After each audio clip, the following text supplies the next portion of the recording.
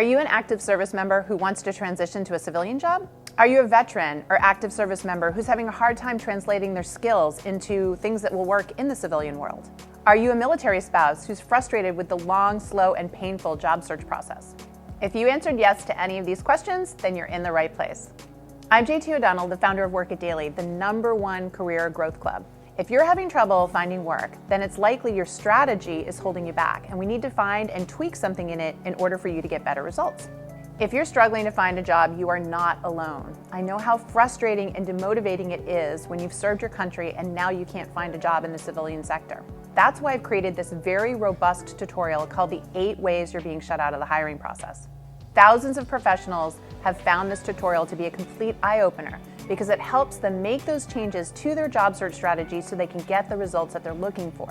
I really hope you join me in this tutorial because we want to help you put your job search on the right path so you can find the success and satisfaction you want and deserve.